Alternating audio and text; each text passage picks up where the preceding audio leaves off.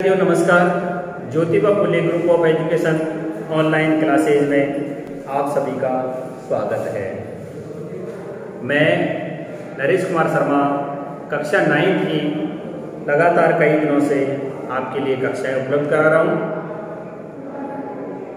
देखिए, आज मैं आपको संतृप्त, असंतृप्त, घुलनशीलता, अति संतृप्त विलयनों के बारे में जानकारी दूंगा और उनके बारे में मैं आपको बताऊंगा कि विलयन की सांद्रता क्या होती है। जैसे सबसे पहले सांद्रता पे अपना रहे हैं। मैं आपको यह बताऊंगा कि सांद्रता का तात्पर्य गाढ़ेपन से या पतलेपन से। मैंने इसके लिए आपको एक क्रियाकलाप भी बताया था कि सबसे पहले 100 ml के 2 अलग अलग बीकर ले लिए, उनमें 50 ml हमने जल भर लिया, एक बीकर में चीनी और दूसरे बीकर में नमक डाल करके अच्छी तरह से घोल लिया। जल विलेय पदार्थ दोनों चीनी नमक घुल गए, घुलना बंद कर दे कर हमने उसका टेम्परेचर बढ़ाया, फिर घुलना शुरू हो जाएगा। आप देखेंगे कि पुनः घुलना प्रारंभ हो गया। क्या प्रेक्षण नोट किया? हमने ये नोट किया था कि किसी निश्चित तापमान पर केवल उतना ही विलेय पदार्थ घुल सकता है जितनी विलयन की क्या होती है, क्षमता होती है। ये बात हम पढ़ चुके हैं। अब आज आपको मैं संतृप्त असंतृप्त के बारे में बताऊंगा। यदि मान लीजिए किसी दिए गए निश्चित तापमान पर कोई विलेय पदार्थ घुलना बंद कर दे तो उसे संतृप्त विलयन कह देते हैं। पहला पॉइंट नोट करें, संतृप्त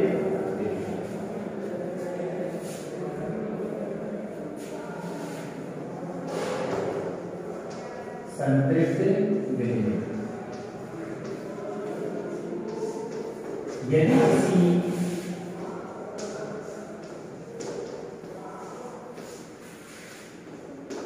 दिए गए निश्चित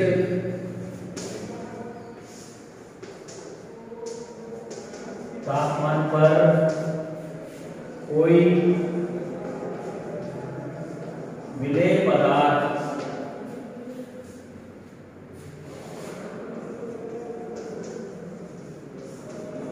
विलयन में घुलना बंद कर दे तो उसे संतृप्त विलयन कहते हैं।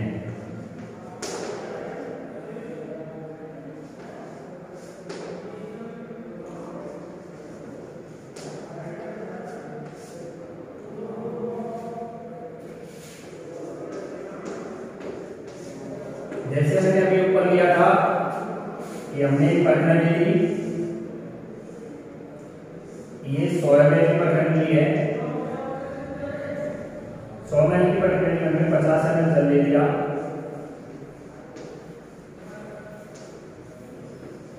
हमने इसमें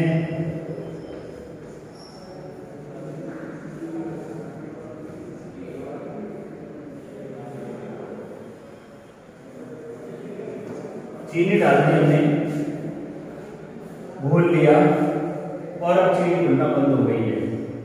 ये जो विलयन बन गया वो कैसा बन गया है? संतृप्त विलयन बन गया है।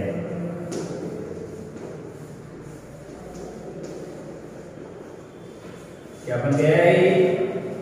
यह एक संतृप्त विलयन बन चुका है। जब विलेय पदार्थ निश्चित तापमान पर क्या करना बंद कर दे, घुलना बंद कर दे, कि विलेय पदार्थ विलयन में घुलना बंद कर दे तो इसे हम संतृप्त विलयन के नाम से जानते हैं।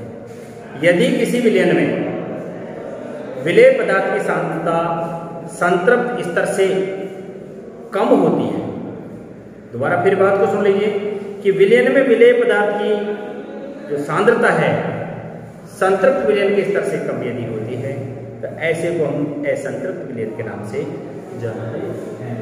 ये आपने नोट कर लिया होगा, मैं इसे मिटा रहा हूं।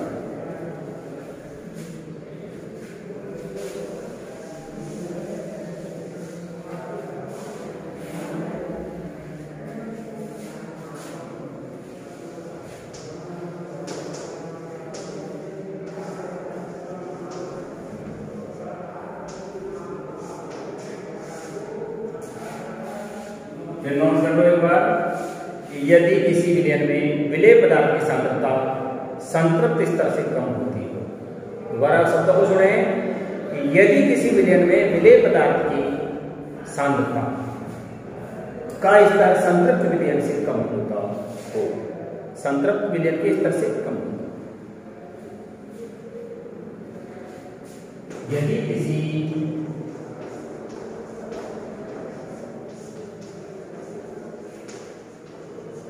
विलयन में विलेय पदार्थ की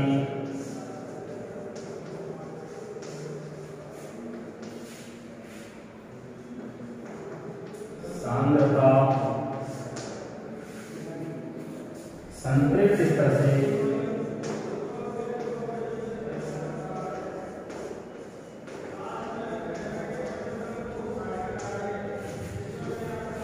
कम होती है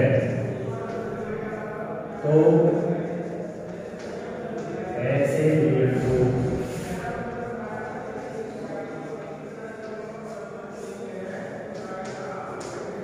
असंतृप्त विलयन कहते हैं।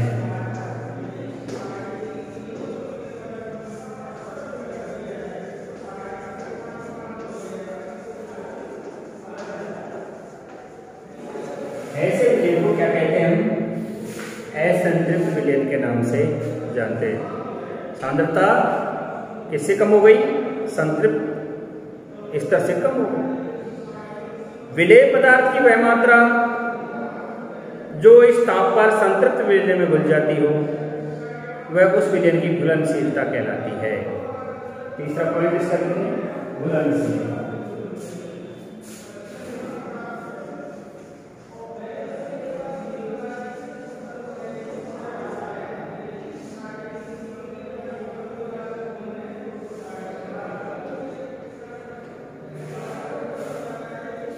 घुलनशीलता से तात्पर्य क्या आया?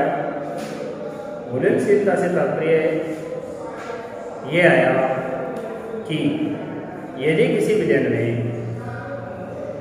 विलेय पदार्थ की वह मात्रा जो इस तापमान पर, यदि किसी विलयन में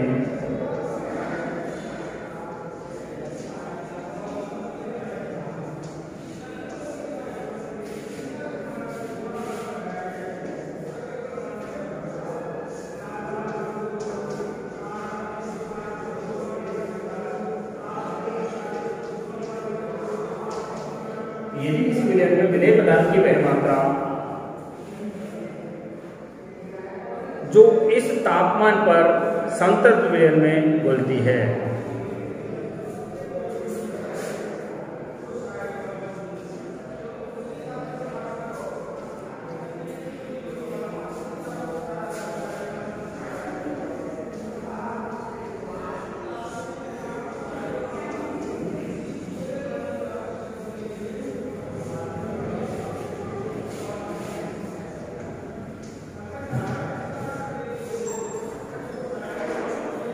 इस तापमान पर विलयन में घुलती है यानी उपस्थित रहती है।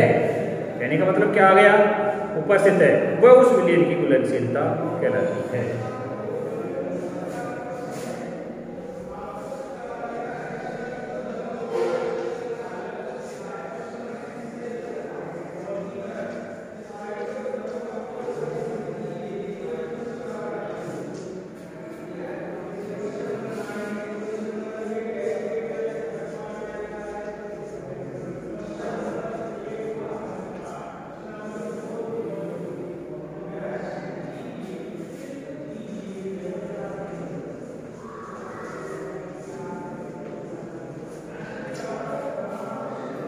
यदि किसी विलयन में विलेय पदार्थ की वह मात्रा जो इस तापमान पर विलयन में घुलती है और उपस्थित है वह उस विलयन में क्या कहते हैं? घुलनशीलता कहलाती है। आपने 3 पॉइंट नोट कर लिए होंगे। अगले पॉइंट के लिए मैं आपसे कहूँगा, इनको मिटाऊंगा मैं। देखो एक बार फिर दोहरान करा देता हूँ आपको, दिख रहा होगा आपको। संतृप्त विलयन किसे कहते हैं? यदि किसी दिए गए निश्चित तापमान पर, कोई तापमान निश्चित रूप से दे रखा है, इतने डिग्री सेंटीग्रेड तापमान पर या इतने केल्विन पर, इतने फ़ारेनहाइट पर ये पदार्थ इसमें घुल जाएगा, ठीक है। तो यदि किसी दिए गए निश्चित तापमान पर कोई विलेय पदार्थ विलयन में घुलना बंद कर दे कि भाई इतना ही घुला है, इसके बाद इसने बंद कर दिया, तो ऐसा विलयन संतृप्त विलयन कहलाता है। विलयन की बात आ रही है कि यदि किसी विलयन में विलेय पदार्थ की सांद्रता संतृप्त स्तर से कम हो, संतृप्त स्तर ऊपर वाला संतृप्त विलयन बढ़ गया, उस स्तर से कैसे आ रही है, कम होती है, तो ऐसे विलयन को हम असंतृप्त विलयन के नाम से जानते हैं। नंबर 3 घुलनशीलता की बात आ रही है। यदि किसी विलयन में जो विलेय पदार्थ की मात्रा है, जो ऊपर दिया गया तापमान है, इस तापमान पर विलयन में घुल जाता है, विलयन में उपस्थित है, मौजूद है उसके अंदर, तो वह उस विलयन की क्या कहलाती है, घुलनशीलता कहलाती है। आपने इसे नोट कर लिया होगा। अब मैं नेक्स्ट पॉइंट के लिए इसे मिटा रहा हूँ।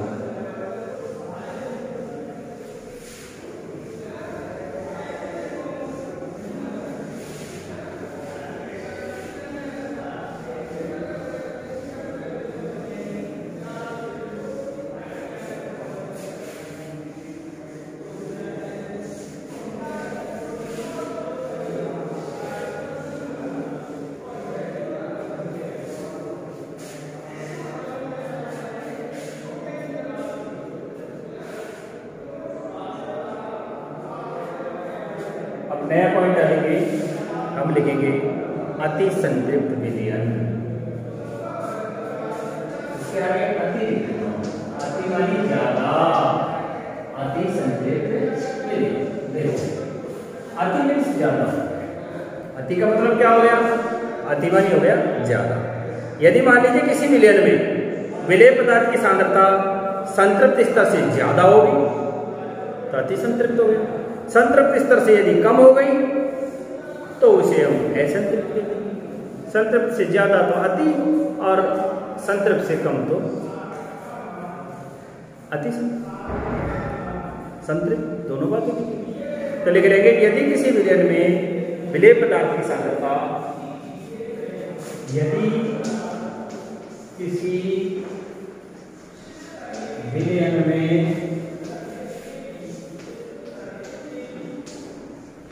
विलेय पदार्थ की सांद्रता संतृप्त विलयन से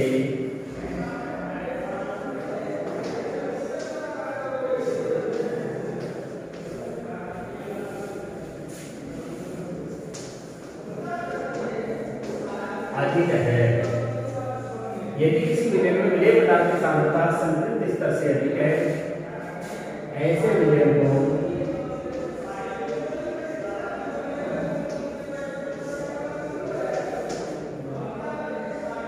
अति संतृप्त विलयन कहते हैं।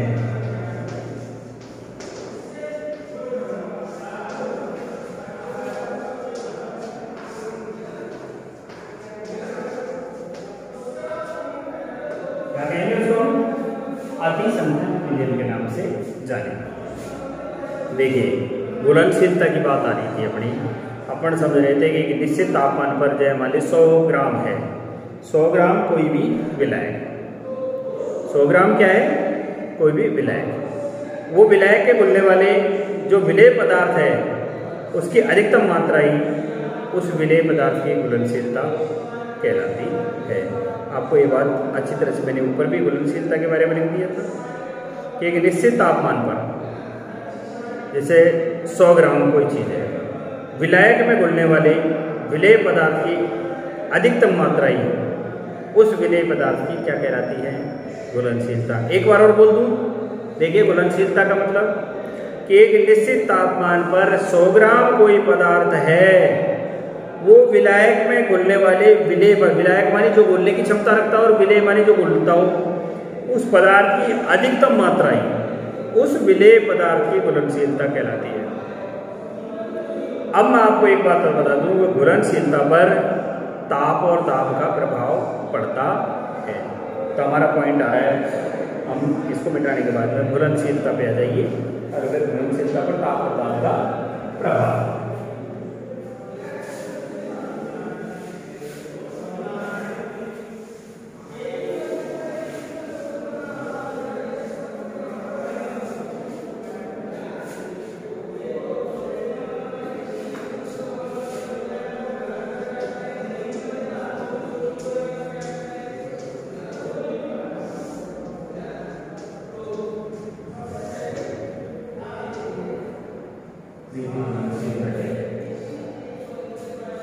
लिखेंगे हम घुलनशीलता के बारे में लिख देंगे कि एक निश्चित तापमान पर 100 ग्राम विलायक, एक निश्चित तापमान पर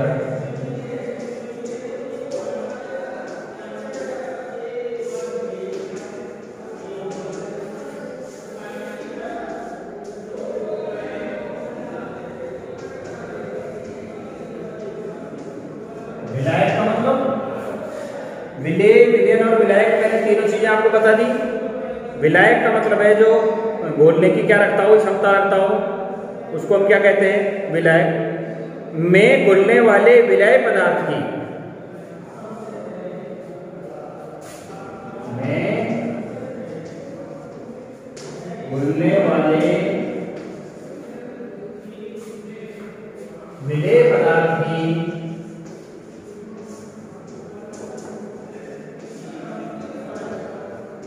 अधिकतम मात्रा,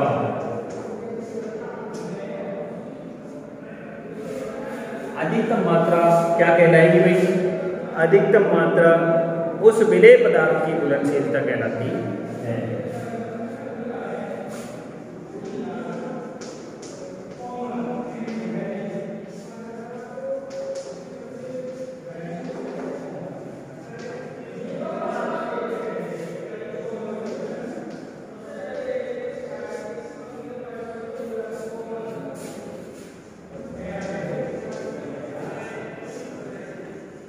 क्या होता है उस विलेय पदार्थ की घुलनशीलता, घुलनशीलता पर ताप और दाब का प्रभाव।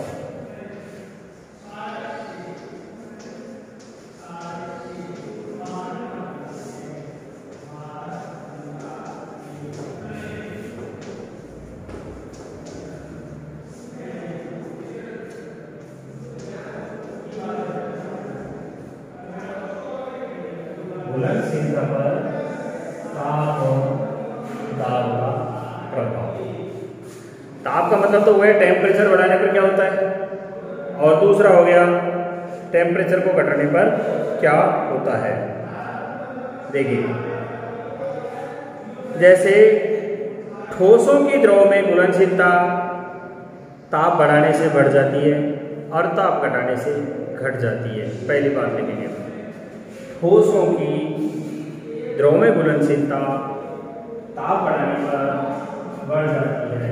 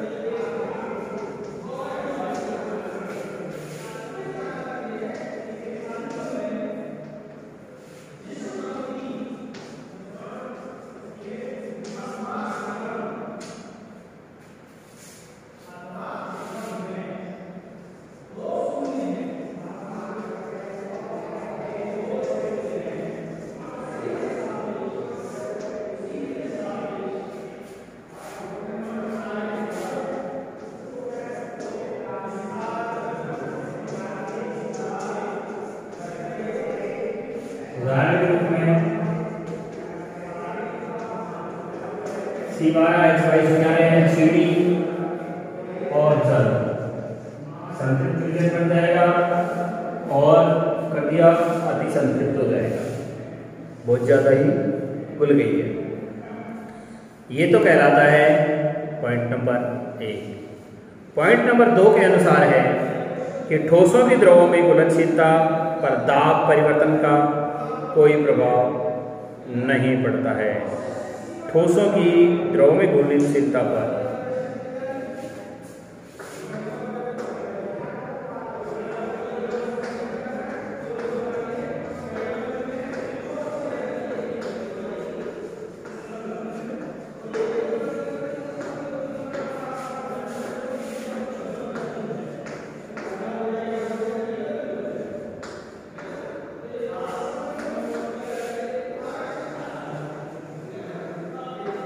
के बढ़ाने और घटाने का कोई भी नहीं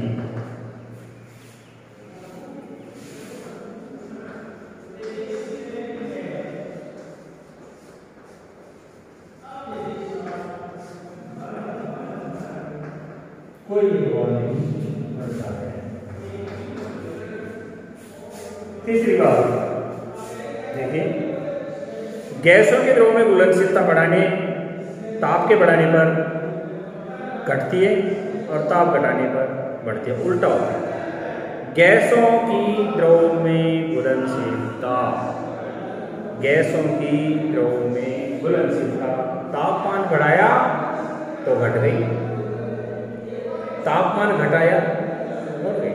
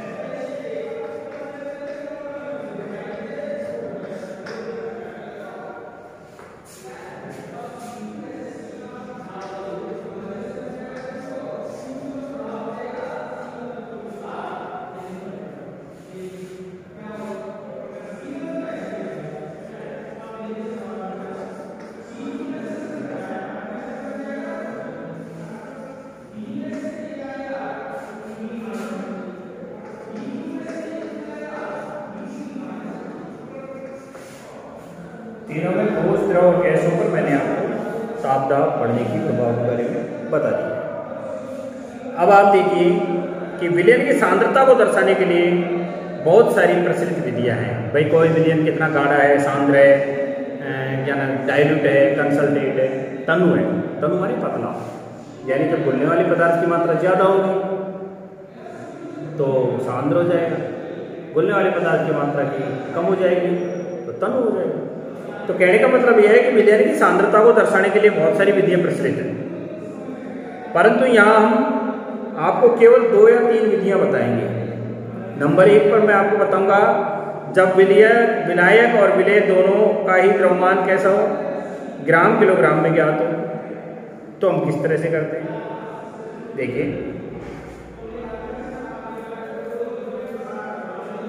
मैं आपको लिखूंगा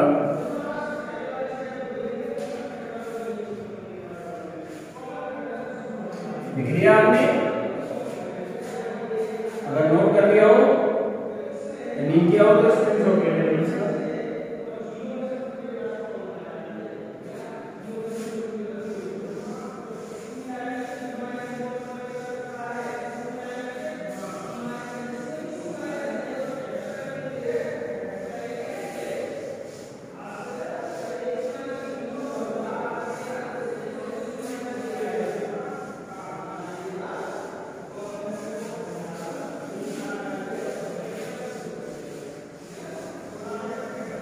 देखो लिखो कैसे डालेंगे हम पॉइंट। हम पॉइंट डालेंगे कि विलयन की सांद्रता को दर्शाने वाली प्रचलित विधियां, विलयन की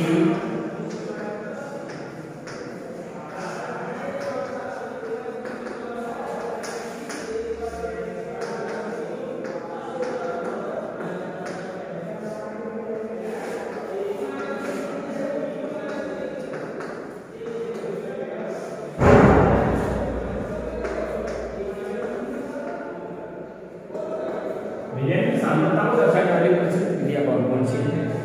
सबसे पहले नंबर 1 कौन सी विधि कि जब विलायक तथा विलेय दोनों का ही द्रव्यमान ग्राम किलोग्राम में गिरा।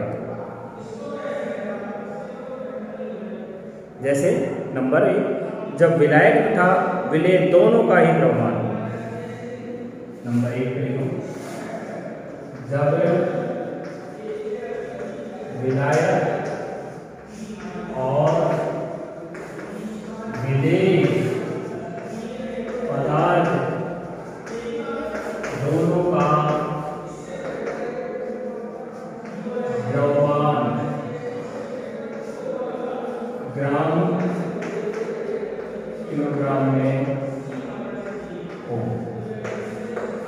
जो दोनों का द्रव्यमान ग्राम किलोग्राम में हो, ऐसी स्थिति में हम किस तरह से ज्ञात करते हैं? तो लिखेंगे द्रव्यमान विलयन का द्रव्यमान प्रतिशत, द्रव्यमान या विलयन का द्रव्यमान प्रतिशत।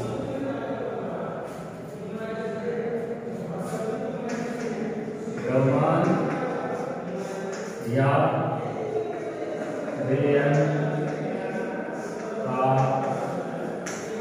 द्रव्यमान प्रतिशत बराबर, क्या लगा देंगे हम? बराबर का निशान लगा देंगे और लिख देंगे विलेय पदार्थ का द्रव्यमान, विलेय पदार्थ का द्रव्यमान बटा विलयन का द्रव्यमान। विलेय पदार्थ का द्रव्यमान बटे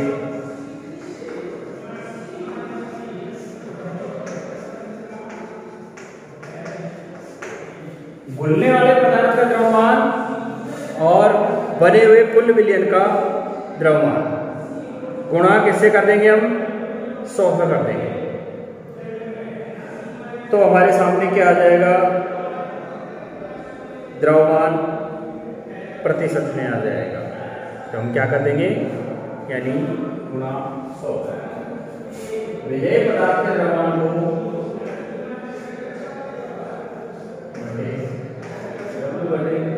विलेय पदार्थ का द्रव्यमान, विलेय का द्रव्यमान मल्टीप्लाई 100। तो आपके सामने क्या आ जाएगा भाई?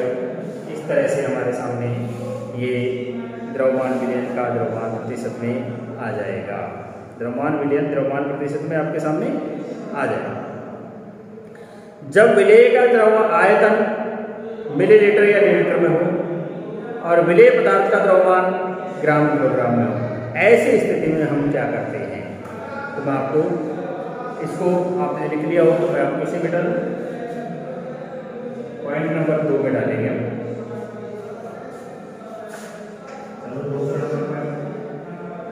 जब विलेय पदार्थ, विलेय का मतलब विलेय का आयतन तो मिली लीटर में हो और विलेय पदार्थ का ग्राम किलोग्राम में, ऐसी स्थिति जब विलयन का द्रव्यमान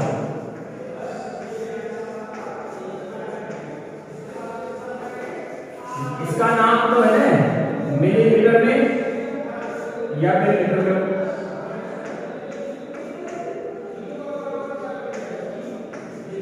और जो विलेय पदार्थ है घुलने वाला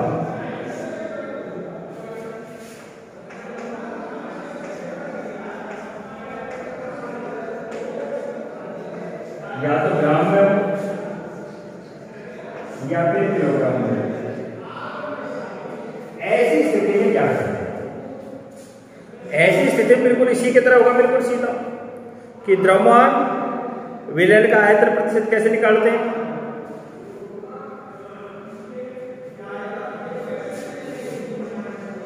द्रव्यमान विलयन का आयतन प्रतिशत बराबर क्या होगा पता है? विलेय पदार्थ का द्रव्यमान बटे विलयन का।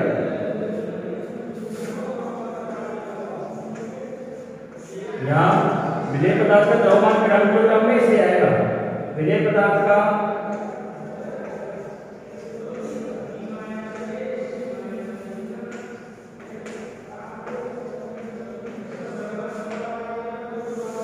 बटे विलयन का।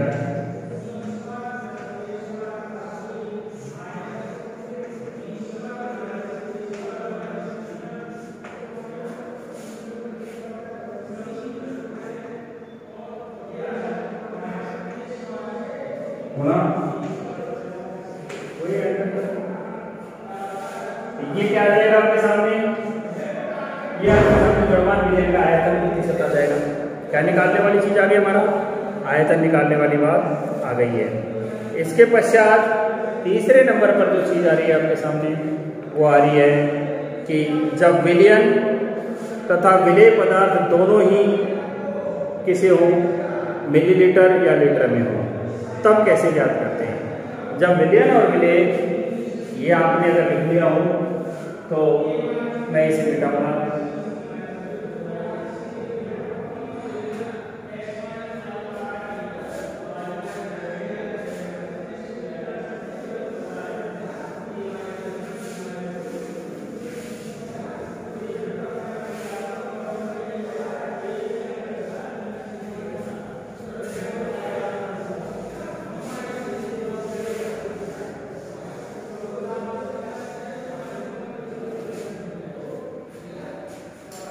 नंबर 3, जब विलेय पदार्थ और विलयन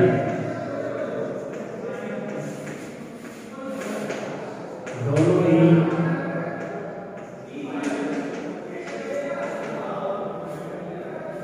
किसमें दिया हुआ हो, आयतन मिलीलीटर या लीटर में दिया हुआ हो, ऐसी स्थिति में क्या करेंगे, विलेय का आयतन और विलयन का आयतन दोनों का ही आयतन मिलीलीटर लीटर में हो तो क्या करते हैं, बराबर सबसे पहले विलेय पदार्थ का आयतन बटे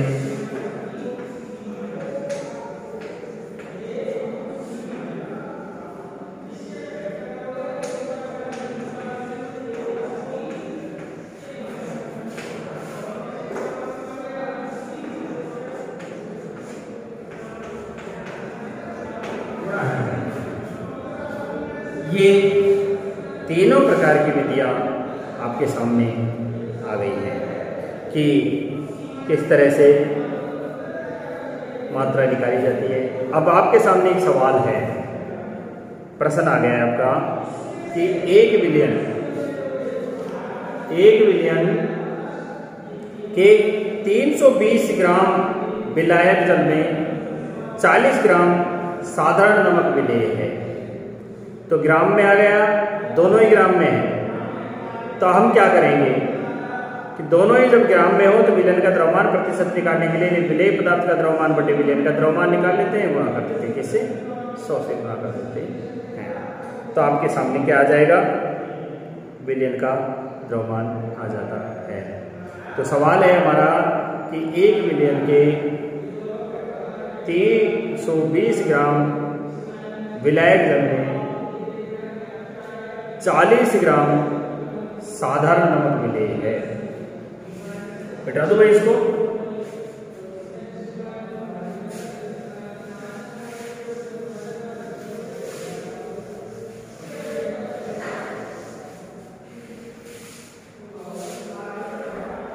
एक विलयन के 300 ग्राम 20 ग्राम विलायक जल में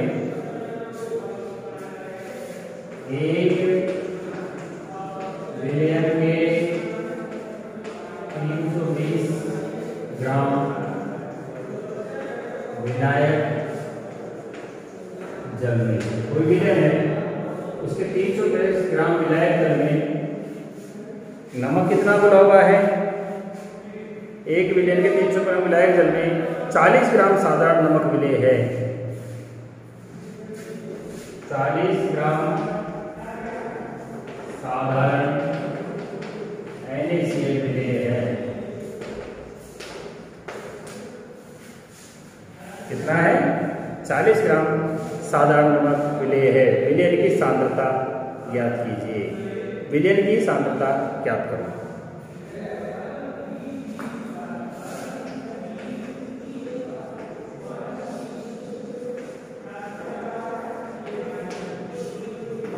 ये हमारा अब आप अपन क्या करेंगे इसमें से देखो कि विलयन का द्रव्यमान निकालने के लिए विलेय पदार्थ का द्रव्यमान बटे विलयन पदार्थ का द्रव्यमान गुणा 100 कर देंगे। विलेय पदार्थ का द्रव्यमान विलयन का द्रव्यमान निकालने के लिए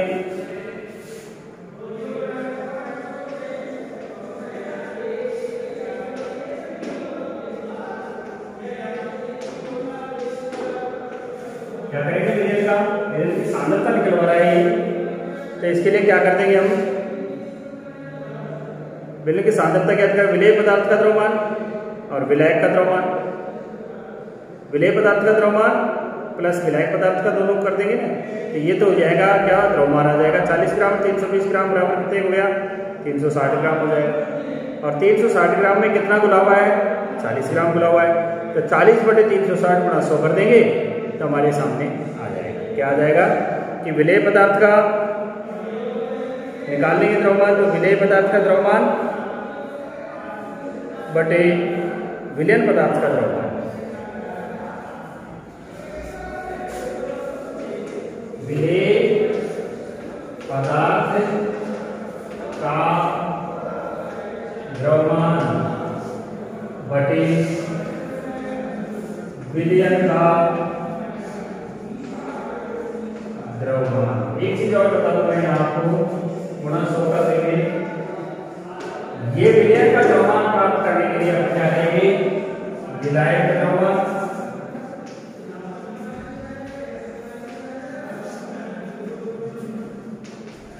प्लस विलेय द्रव्यमान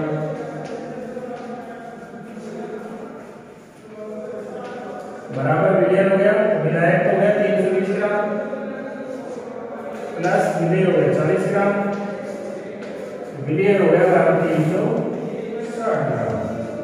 यहाँ इसी को पूरी तरह निकाल लेंगे, तो 40 बटे 360 गुणा कर देंगे 100 बटेगा 1, इस जीरो से इस जीरो को काट दिया, आपके सामने 400 रह गए, और काट दीजिए इसको, 2 से काटा ये रह गया, इसी प्रकार से 4 काट दीजिए, यहाँ रह गया है 9, और 10 को 10 से गुणा किया तो हमारे सामने 100 आ गया, 100 बटे का 9 हो गया, जब 9 से इसे डिवाइड किया हमने तो 9 एकम 9, एक बच गया, फिर 10 हो गए, 9 एकम 9, ये चलता ही चला जाएगा, यानी ये इसकी क्या आ गई हमारे सामने, द्रव्यमान ग्राम में आ जाएगा 11.1।